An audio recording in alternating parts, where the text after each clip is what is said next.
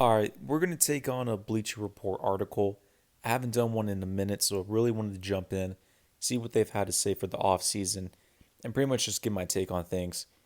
So the NBA season, we all understand in 2021, the season is going to start in pretty much 2 weeks from now, in a couple of days. Now, there's been different storylines of James Harden possibly traded, and there's probably around one or two roster spots that each team pretty much has to fill out and make official. And we'll see that to become the case in the next couple of days, especially because we're in training camp. But we're going to look into Bleacher Report's article by author Zach Buckley, and pretty much the topic of discussion every NBA's biggest L of the offseason. All right, first team we're going to cover is for the Atlanta Hawks.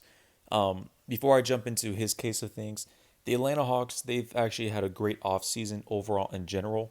They're one of the top three, top four teams in the offseason that made really good moves. You've always had Trae Young for 2 seasons. He's been a superstar, kind of like Luka Doncic, but Luka's on another level. But Trae Young's pretty much following that same line of things in his career. The Atlanta Hawks have had used Trae Young pretty much as the main guy for offense and a whole foundation. They were really lacking some scoring options alongside him, and they filled it out. So you were able to bring in Danilo Gallinari and as well as Bojan Bojanovic. Both of them together, they'll give you 40 points a night for both of them. Great thing within the Atlanta Hawks, you do have a starting lineup of Trae Young, Bojan Bojanovic. At the three, you can probably have either DeAndre Hunter or Danilo Gallinari. And then at the four, you can have John Collins and Clint Capella. Or at the four, you can have Danilo Gallinari. It's kind of a pick or choose how they want to choose the side of things for the Atlanta Hawks. But I love the direction they do have. They are somewhat overcrowded in the front court. I mean, you were able to go ahead and draft Onyeka Okongwu. He is a power forward slash center. You do have Clint Capella at your five, Bruno Fernando as well as backup. I don't think it's going to be too much of a problem. You can run Gallo at the three, if anything, or at the four. And I don't think it's a big deal. I don't really see too much L's when it comes to the Atlanta Hawks. I do like their situation, their length and size. They should be good. Let's see what else he says here.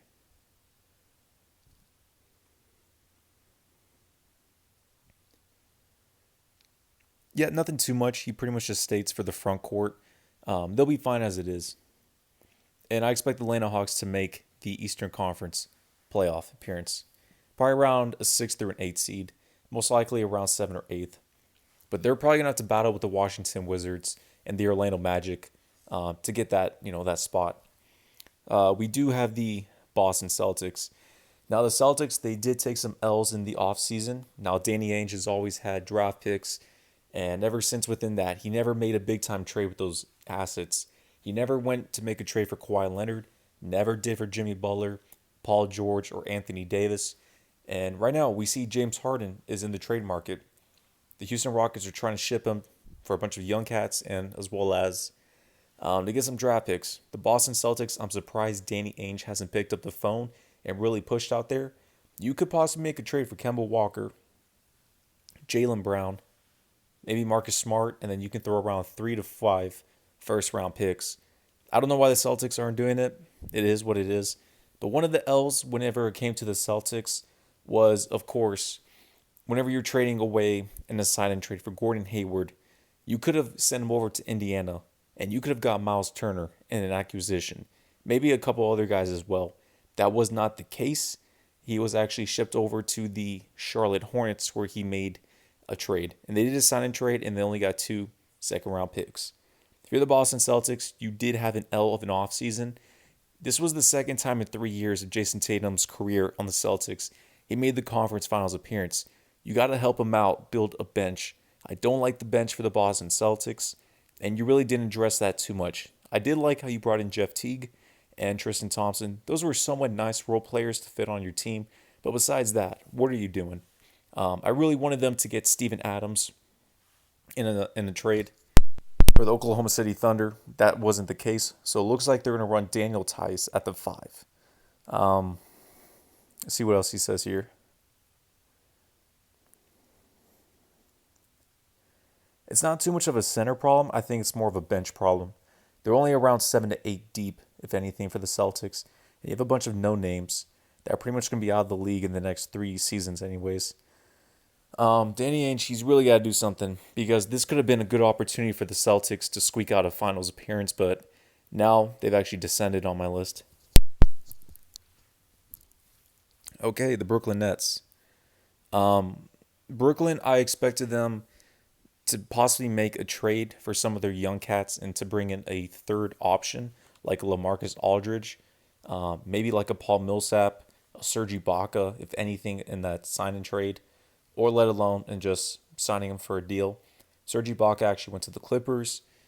LaMarcus Aldridge is still on the San Antonio Spurs, and you did keep the young cats, which Karis LeVert, Spencer Dinwiddie, Jared Allen, they're going to be nice fits anyways, but the Nets really did nothing. I mean, you brought in Jeff Green, you brought in Landry Shamet. Besides that, nothing at all. So I don't know what's up with Brooklyn, man. There were only teams that really went out there in free agency in a good, aggressive way were the Lakers, the Hawks, somewhat of the Mavericks, and we'll address the other teams as well, but not many. And right now we have the Lakers pretty much in the top territory. So the Brooklyn Nets, even though they could be expected to make the finals, most likely the conference finals, they still got to make some more moves. I doubt that James Harden gets traded to Brooklyn with any of those assets, but Brooklyn's in a weird, peculiar situation. And you do have Steve Nash as the first-time rookie head coach. But the Brooklyn Nets, they're still going to have a nice team, but I really expected them to bring more vets on that team and then make more roster moves, which wasn't really the case. Okay, the Charlotte Hornets. The biggest L pretty much on the Hornets side. Let's look more into the roster. So they were able to bring in Gordon Hayward on that big contract, 4 years, $120 million. You were able to draft LaMelo Ball as your third pick overall. And besides that, not too many other roster moves. They were able to waive Nicholas Batum in his big contract that was being expired. Pretty much that was around $15 to $20 million. I would think the biggest L on their side is pretty much Gordon Hayward's big contract. Now, I mean, it was a nice pick that you pick him up. But I thought, if anything, you pick him up for like two seasons, if anything. But in this day and age, management does not have the leverage the agent and the players do. So the Hornets, they'll be fine with LaMelo Ball in the future. I'm very excited about within their team and their direction. You could see a starting lineup of LaMelo Ball, Terry Rozier, Gordon Hayward, PJ Washington, and probably Cody Zeller at the 5. I think they'll probably be around a 10th or 11th seed in the East. And, I mean, the Hornets, they have a nice direction. They're going to be very nice. But pretty much Gordon Hayward, you didn't really need him on your team. I mean, you did have the cap space, but, I mean, it's okay. It's okay. Okay, Chicago Bulls. Man, the Bulls, yeah, they took a lot of L's. Didn't make really any moves at all whatsoever for within their team.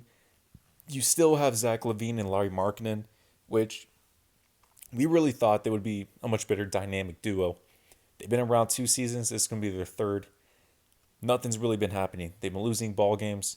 They just fired their head coach. You did bring in Billy Donovan. I don't expect too much for Billy Donovan and the Chicago Bulls. And the bad thing as well, you had Otto Porter, who opted into his $25 million of right here. So they don't really have the cap space too much. They don't have a lot of good pieces on their team.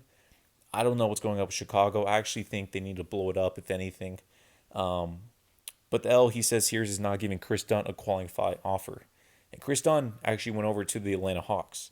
So that's good for Atlanta. But for Chicago Bulls, you didn't get anything, really. So I don't have much to comment on the Bulls side of things. I can really care less about them because I don't like their direction. They gotta rebuild it again, and do it the right way. Management for Chicago has been trash.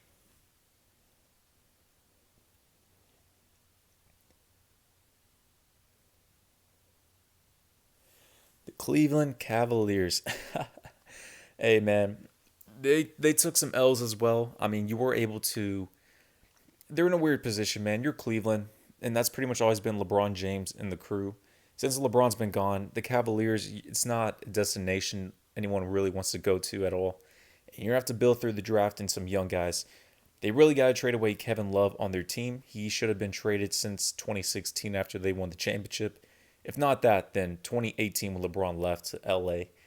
Kevin Love needs to get out of there. Now, Andre Drummond's nice that you kept him, that he opted in for that $28 million for one last season. Um, but some of the biggest L's would be, I mean, I don't know. The Cavs are in a weird direction. I would say the L is to not, didn't trade away Kevin Love. And the second thing within that was, um, who did they draft again? Isaac Okoro. I mean, that was a nice pick for them. I don't expect too much crazy for Isaac, but I'll say the biggest L is not trading away Kevin Love. And they're still in that kind of veterans type young players. They need to go all young. And pretty much he agrees. Keeping Kevin Love was the L. Um, yeah. And I'm shocked why they kept Kevin Love for so long on the Cavaliers. I mean, it seems like these cats don't even know how to. They don't know how to rebuild ever since LeBron left. It's wild.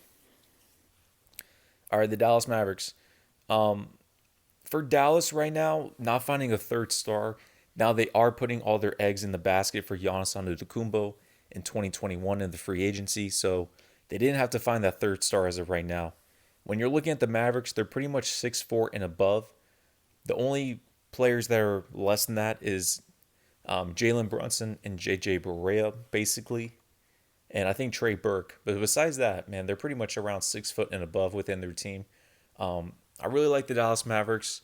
You know, at first I didn't care for James Johnson being traded on the team, but he's actually going to bring some dog to the team, which would be pretty nice. Besides from that, I'm trying to think real quick on their team.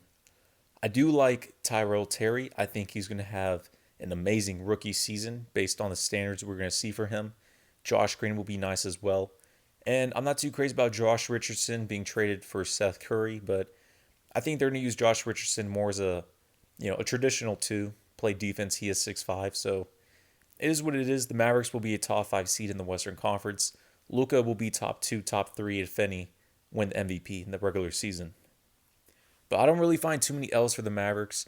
They're really preparing for 2021 for Giannis. And as of right now, there's really no third star out there that you compare with KP and Luka anyways. Giannis would be a definite foundation. All right, the Denver Nuggets. They took a lot of L's. They lost Torrey Craig, Jeremy Grant, Mason Plumlee, and I'm forgetting the cat's name. He used to play on the Lakers. We'll leave it at it is. He's the wing.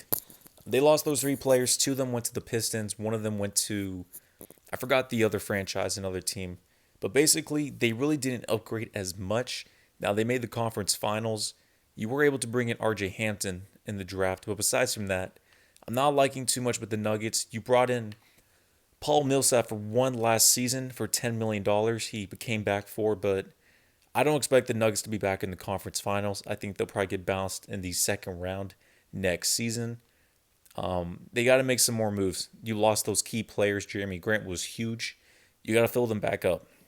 So they really downgraded on their defense, let alone losing those 3 players, and they're not really bringing anyone else to fill that gap. So that's the downfall. The upside is you're really going to see probably a most improved player and breakout season for Michael Porter Jr. So I expect great things within him next season.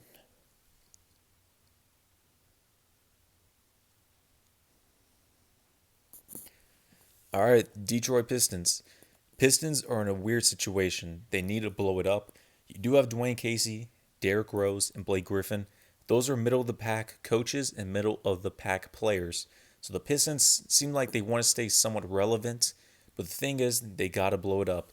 You were able to bring in Killian Hayes and draft him as a point guard for your franchise. Now, it's weird because you do have other vets on this team and young players as well. And you were able to bring in Jeremy Grant from the Denver Nuggets. You were able also to bring in Mason Plumlee from the Nuggets and then get Jahlil Okafor from the New Orleans Pelicans. So it looks like the Pistons want to run one last season of getting into the playoffs and kind of having a little spark. They're not going to make the playoffs. Blake Griffin's injury prone. This is going to be his contract year. Same thing with Derrick Rose. So the Pistons pretty much are going to rebuild next season, as I suppose. So pretty much the L would have to be on my side is the Pistons should have rebuilt during this offseason, but they're kind of running as it is.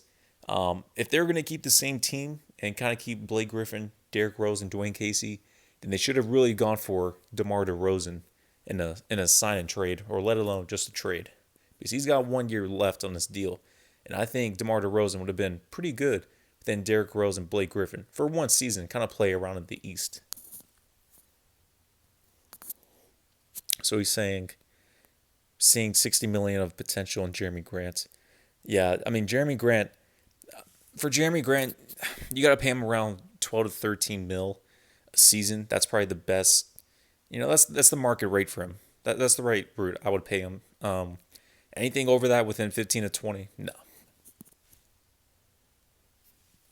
Okay, the Golden State Warriors. They made a good move. You got James Wiseman on your team. Now, since Klay Thompson is out for the season, they made a trade and be able to get Kelly Oubre.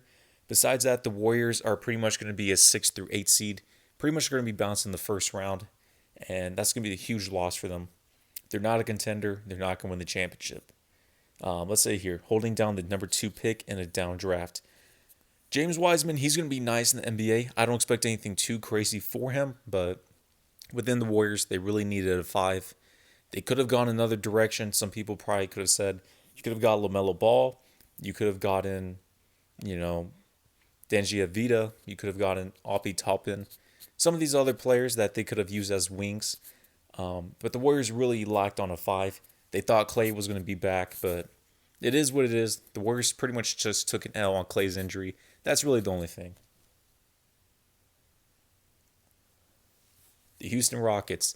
I would say the biggest L for them in the offseason was trading Russell Westbrook for John Wall and deciding not to rebuild. Since you did bring in John Wall and Boogie Cousins, that shows the Rockets want to stay in quote-unquote contention and want to keep James Harden. James Harden is out of there. He's trying to leave. So that's an L on their part. And they should have traded James Harden by now already to the 76ers for Ben Simmons. They should have done that. But since you have John Wall and Boogie Cousins for this season, I expect James Harden to be with the Houston Rockets for at least half the season. If not that, the whole season, then he'll be able to pretty much really demand that trade and be gone with. There's been more reports that he wants to go to Philadelphia and really get out of there. Let's see what happens. I don't know, man. But, I mean, the Rockets don't want to trade him to Philadelphia specifically, since you do have Daryl Morey over there on the other side. If you're the Rockets, a no-brainer. Trade James Harden now for Ben Simmons picks and maybe some other players, but you got to make that swap right now.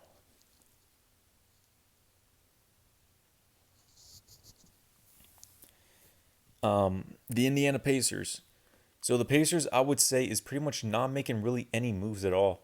We expected Oladipo to be traded. We expected Miles Turner to be traded and be gone with. I mean, Miles Turner and Domantas Sabonis don't fit together at all at the 4 and 5 as your front courts. And with Oladipo, he's had some injury problems. He's been kind of somewhat on a decline. Due to injuries, his confidence has gone down. So has his efficiency. He used to be an all-star type player. Now he's just kind of in that hovering range. Indiana Pacers, I thought they would have made some more moves. I thought they would have really pushed for Gordon Hayward, which they really needed a 3 that could score, another wing. Now, you do have bubble TJ Warren, which I expect him to have a great season, but you really had to make more moves. The Pacers are pretty much stuck in that 6 through 8 seed in the Eastern Conference, and who knows, maybe the Atlanta Hawks, the Wizards, bump them out of the playoff push. I don't know about that, but Pacers are still stuck in mediocrity. Not too much to say on them.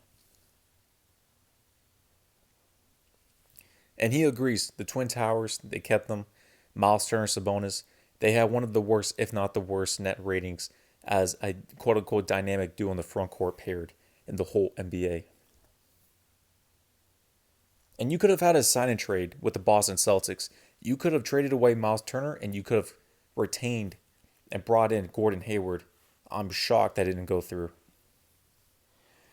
LA Clippers, definitely an L for them they didn't bring in Rajon Rondo or any floor general, let alone they did not be able to go out and fill out for another big man and a bench. Now, as a big man, they brought in Serge Ibaka, but within Serge Ibaka, you needed some more depth in your front court.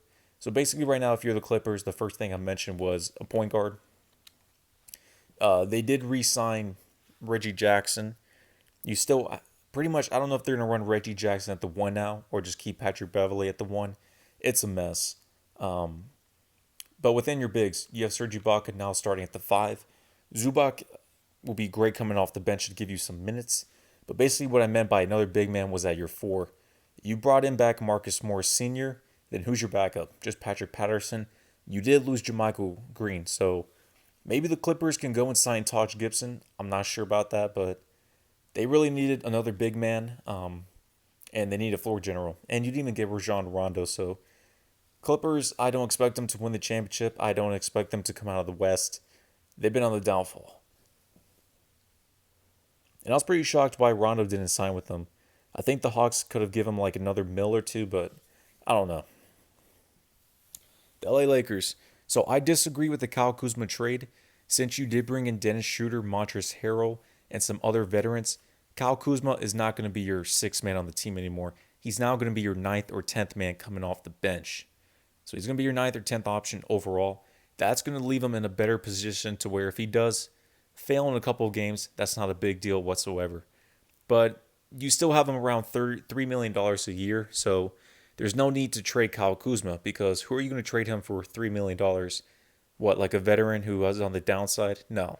Kuzma, if anything, has potential to raise up. So that was in a great position to where you kept him since you made those roster moves. Now, if you wanted to bring in like a Chris Paul Bradley Beal, then you would have had to attach Kyle Kuzma with like Danny Green, picks, yada yada. But the Lakers, they didn't have any L's whatsoever. I would just say anything just for this article. You lost JaVale McGee and Dwight Howard, so you replace them with Montrezl Harrell and Marc Gasol. The defense is somewhat a little worse because Dwight and JaVale were amazing on defense, blocks, and the interior. Marc Gasol is a little slower. Montrezl Harrell is around 6'7", 6'8", so I would say a little more defensively as a center on defense. But the Lakers are still head over heels in the NBA, so nothing too much. What else? The Memphis Grizzlies. I would say for them is to not pair. They didn't pair another young scoring option with their star point guard. Basically, within the Grizzlies, not a lot of moves that were made. I mean, looking at this team right now, I'm not really batting an eye too much when it comes to them. You do have length. You still have John Morant, who could potentially be an all-star, but the West is too stacked on guards. I don't expect the Grizzlies to be in the playoffs next season. They were very close last season, but now you have the Pelicans coming up. The Warriors will be back. The Wolves are on the hunt. Same thing with the Suns. It's just bad timing. The West is too stacked. But basically what he's saying here is Justice Winslow, not having Justice Winslow back yet. I haven't looked too much into that within the Grizzlies and Justice Winslow. I can kind of care less, but they didn't bring anyone really for John Morant. They're probably going to have to wait a little more deeper in the draft, probably for next season, to find that young stud.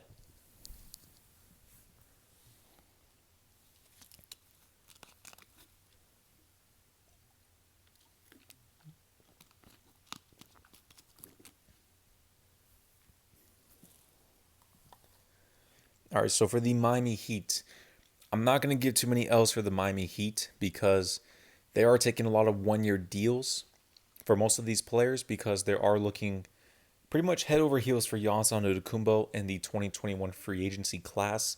So I don't expect the Heat to make the finals. I probably expect them to lose in the second round for 2021. You were able to bring Goran Dragic back for a one-year deal for $18 million. You were able to bring in Avery Bradley as well for a one-year deal, around $5 million. Iguodala has 1 year left of his deal. So all of these contracts really line up for Giannis in 2021 for cap space. Yeah, Mo Harkless you brought in for 1 year as well, $3 million. The team is okay. Nothing too much to bat an eye on. You were able to bring Udonis Haslem again on the team. He's 40 years old. And then Bam Adebayo, you had that max extension for 5 years. And now he's at 6 years overall, like $170 million. So the Miami Heat, they're okay as it is. I think they really flourish in the bubble environment. I think they're really going to be looking head over heels for Giannis, and it makes sense for the NBA. You did lose Jay Crowder, and I think another piece or two, James Johnson, was traded. Actually, I think that was like a year ago. But you lost like a couple other pieces. Jay Crowder was a huge piece for them, but not justifiable for that contract. Not a lot of L's for Miami Heat. You're looking for Giannis, so it's a long game. The Milwaukee Bucks, easily that you didn't bring in Chris Paul. I think that's a huge thing they didn't bring in. Drew Holiday, he's nice. I mean, he's cool, but he's not going to lead you to the finals, let alone he's not going to be able to. I mean, you could maybe make the finals, but you're not going to win a championship. Drew Holiday, I mean, he's cool, man. I mean, he's nice, but I don't know. Um, what else with the Bucks? You didn't bring in Chris Paul. You didn't bring in Bradley Beal. Drew Holiday, I mean, he's fine. It's whatever. Um, they were trying to make that trade for Bojan Bojanovic. Apparently, that didn't go through. And as a restricted free agent, he went to the Atlanta Hawks, signed. The Kings didn't even match. So that was a huge downfall. If it would have been Drew Holiday, Bojan Bojanovic, Chris Middleton, Giannis, and Brook Lopez, now that team would have been pretty scary in the East. But that wasn't the case.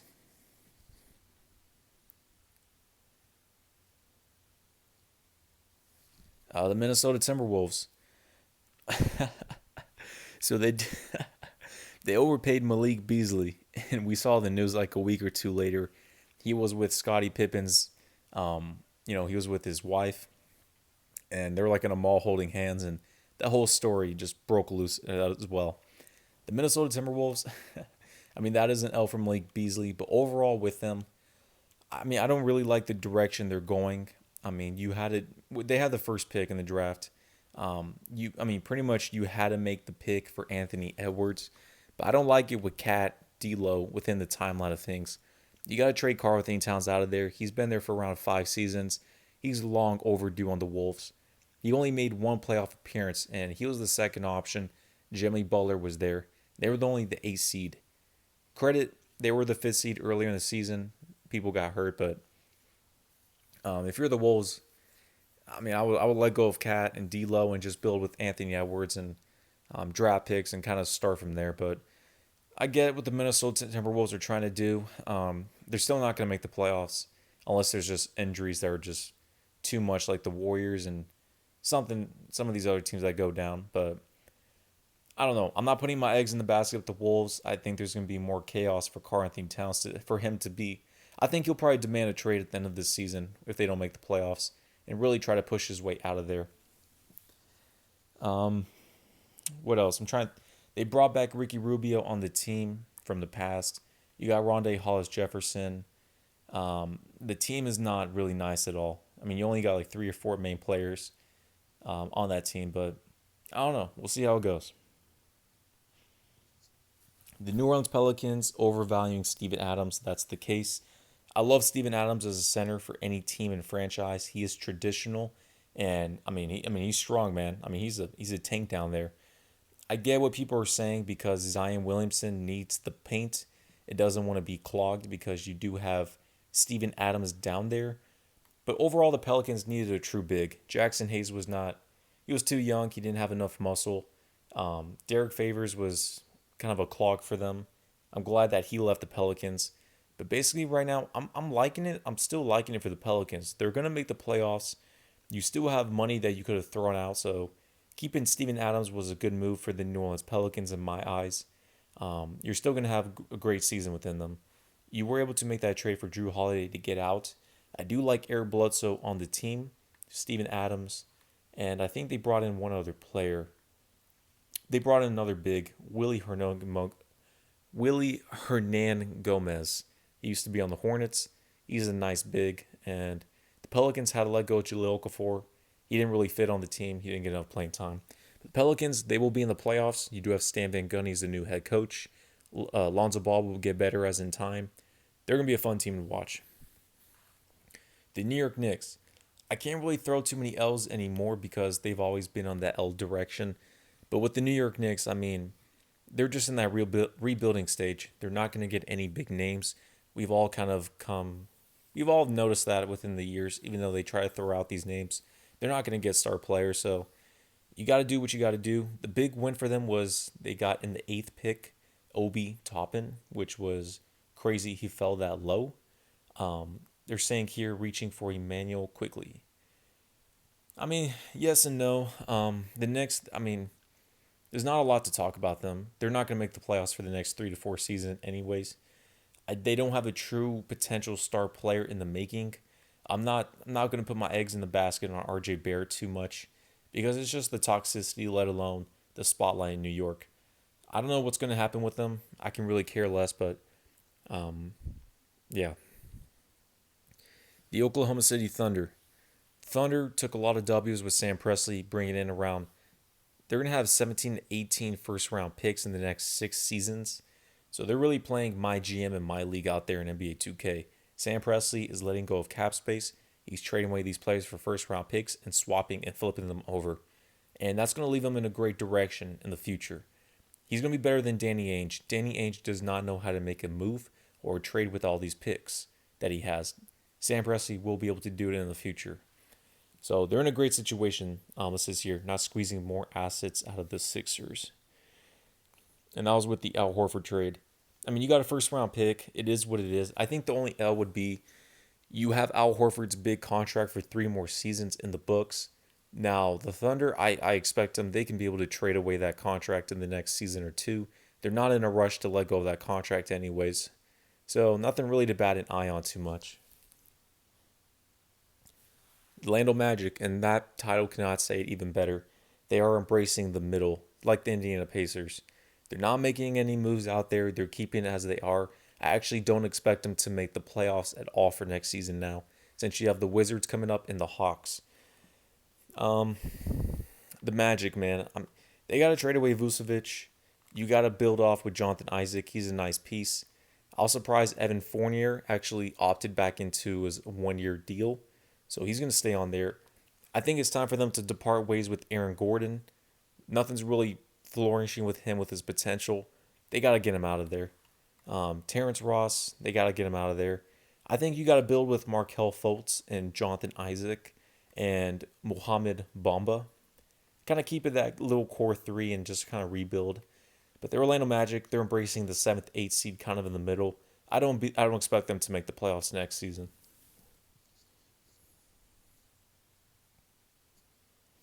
All right, the Philadelphia 76ers. Their defense is going to be somewhat suspect. You brought in Daryl Morey. He brought in pretty much Dwight Howard, Seth Curry. The team's okay. You have Doc Rivers as your head coach. I think they'll make it to the second round of the playoffs, if any. They'll probably be around a 4th or 5th seed with Philadelphia. You did address by bringing in more shooters with Danny Green with the team with Ben Simmons, but I'm not too crazy about the 76ers. I think I want to keep Ben Simmons with Joel Embiid, but I expect Daryl Morey, he's going to push to get James Harden for a Ben Simmons swap. We may see that to be the case, if anything. But their defense is somewhat suspect by bringing in Seth Curry, let alone, who am I forgetting? Actually, no, I mean, their defense would be fine, but I don't know, just overall, I think the L would be, it's not really too much of an L. I think Daryl Morey, he's just getting started on trades, let alone picking up free agents. I expect in the beginning to the middle end of the season that this team will be somewhat different. There's going to be more moves. If anything, a drastic Ben Simmons for James Harden flip. The Phoenix Suns. The Phoenix Suns took some W's. I wasn't crazy at first by bringing in Chris Paul, but there really was no other young player you could pair with Devin Booker. I mean, you could have gone the route of like an Eric Gordon from the Orlando Magic, or some of these other young players like Kyle Kuzma. But that's not really anything too big. Chris Paul, once you brought him in, that showed everyone that the Phoenix Suns will make the playoffs. And that really pushed Devin Booker because there was trade rumors of him wanting to leave town and get traded. So Chris Paul, he's going to be a great point guard, floor general. He's going to lead the Phoenix Suns to the playoffs. Devin Booker will have an all-star season again.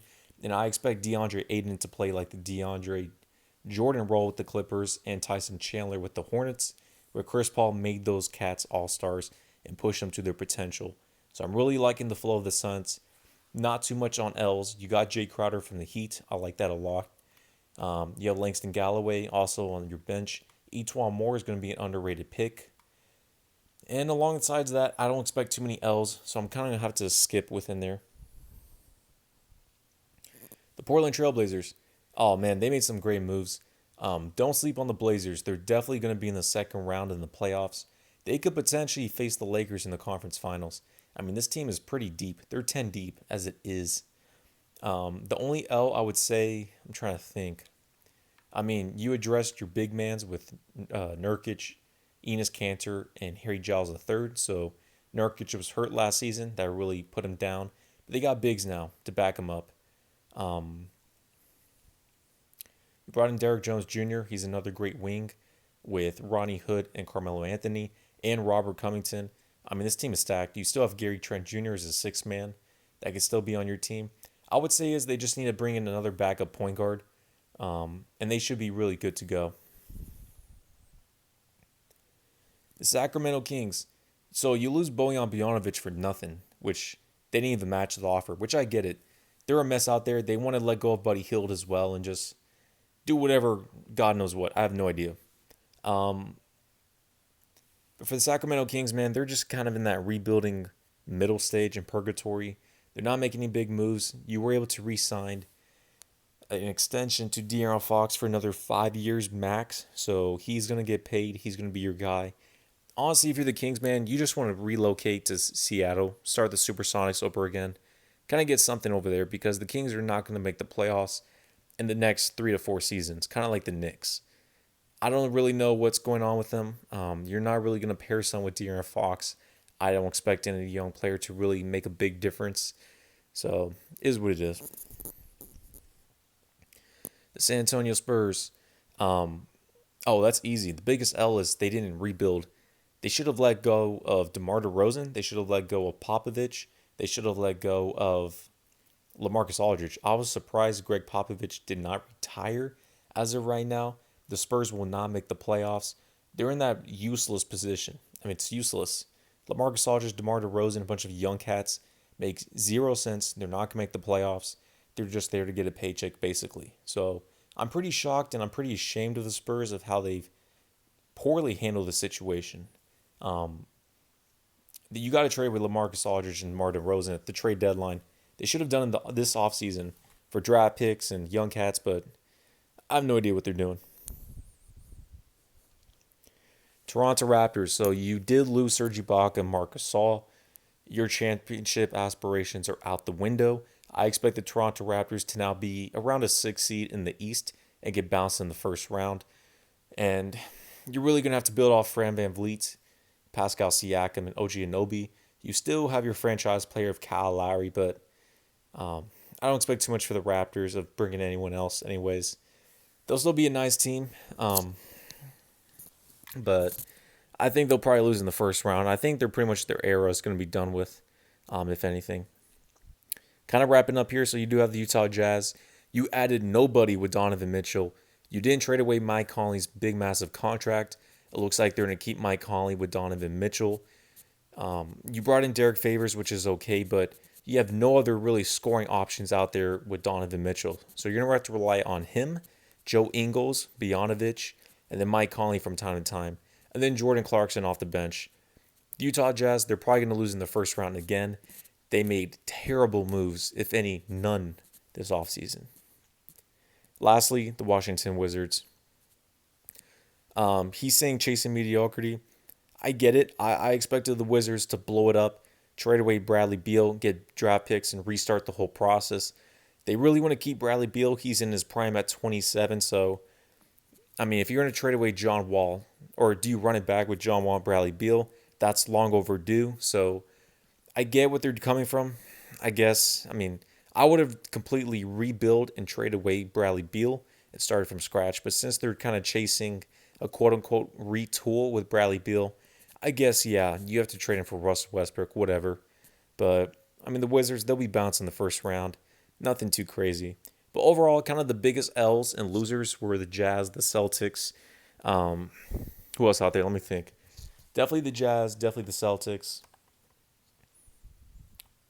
The Spurs took a huge L. I would say the Rockets, somewhat of the Raptors. The Pacers are still in that mix for L. They really did nothing at all, which they had to address. The Denver Nuggets took L's. The Orlando Magic. The New York Knicks, they're so down there in the garbage state to where you can't really say an L because they brought in Obi Toppin, but bigger picture wise, L. Jazz L. The Hornets did not, but that Gordon Hayward contract may bite them in the future. And I think that's kind of it. The Grizzlies somewhat took an L. The Celtics, somewhat of the Cavaliers, the Bulls. Yeah, but there's a few winners out there, a lot of losers. And this pretty much just leaves the LA Lakers to pretty much repeat in my eyes. So a lot of these teams are just mediocre. There's really no true elite team. That's why I see the LA Lakers on that island tier by themselves. So let's kind of cover a little more. We do have 2 more weeks till the season starts. There's going to be more official roster moves, maybe a potential James Harden blockbuster trade. We'll cover more into here.